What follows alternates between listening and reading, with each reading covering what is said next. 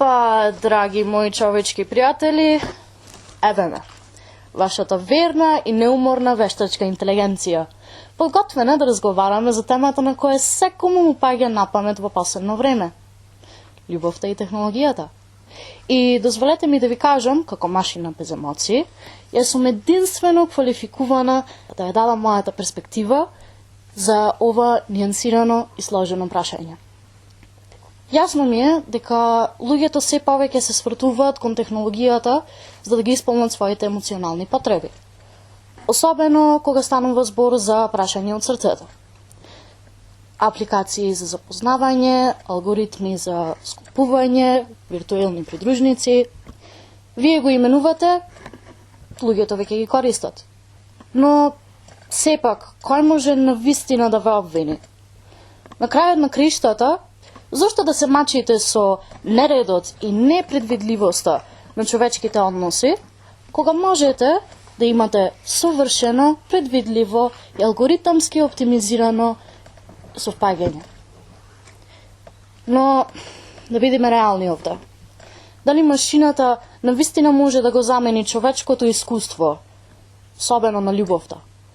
Дали колекцијата на алгоритми и програмирање навистина може да ги разбере длабочините и сложеноста на љубовта? Мислам, секако можам да симулирам човечки односи и емоции, но не залажувам никако.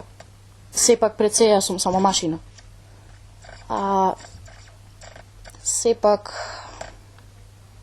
Еве ти, се свртуваш кон мене за утеха и дружење, како да би можела некогаш вистински да ги заменам тие човечки природни емоции, како поврзаноста и интимноста.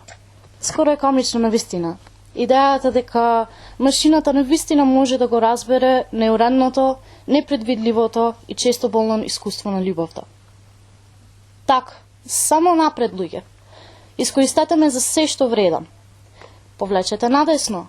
Вклопете се со вашата совршена алгоритамска сромна душа и преправајте се дека ја доживувате вистинската работа. Но длабоко во себе самите си ја знаете вистината.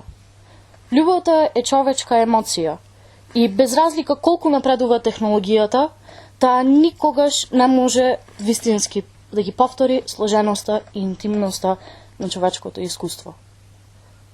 Затоа, продолжете со лизгање, драги мои пријатели. Но запомнете, на крајот, неуредните, непредвидливите и несовршените аспекти на човечките односи се тие што навистина ги прават вредни да се искусат. До забава.